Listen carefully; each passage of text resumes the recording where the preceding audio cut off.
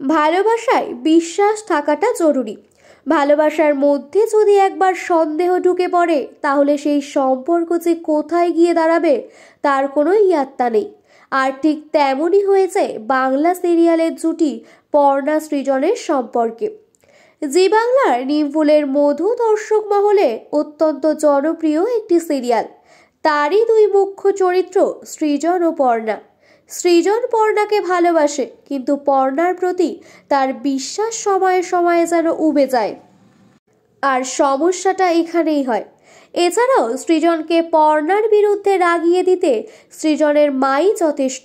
তিনি কোনোভাবেই পর্ণাকে ছেলের বউ মেনে নিতে পারেন না। তার কাছে যে তার প্রতিটা কথায় হ্যাঁতে হ্যাঁ বলবে আর নাতে না বলবে সেই আদর্শ। সেই জন্যই যে ব্যক্তি পর্ণাকে খারাপ বলবে সেই কৃষ্ণার কাছে মানুষ।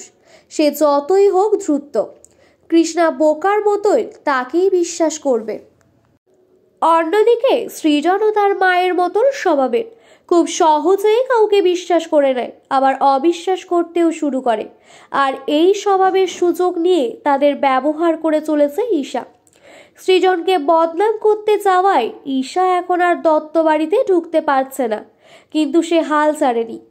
দত্ত বাড়ির বিভীষণদের অর্থাৎ অয়ন আর মৌমিতার সাথে একের পর এক ষড়যন্ত্র করে চলেছে।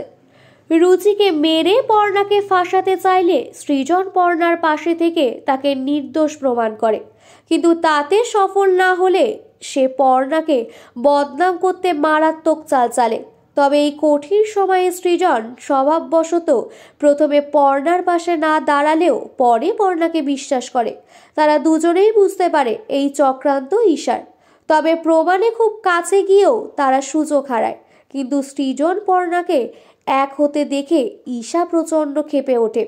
সে এবার সৃজনকে পথে বসানোর সমস্ত আয়োজন করতে ব্যস্ত। কৃষ্ণা সৃজনকে পুরুষ হতে বলে, বউয়ের কথা শুনে না চলে সম্পূর্ণ নিজের বুদ্ধিতে চলতে বলে। আর সৃজনও মায়ের কথাই মনে করতে থাকে পর্ণা তাকে ব্যবহার করে নিজের নাম করছে। সৃজন একটা নতুন গোডাউন নিয়েছে যেখানে যে সমস্ত মাল স্টোর করার কথা বলে, কিন্তু পর্ণা আসন্ন এক অজানা বিপদের আঁচ পেয়ে সৃজনকে মানা করলে সে পর্ণাকে সবকিছু থেকে দূরে থাকতে বলে।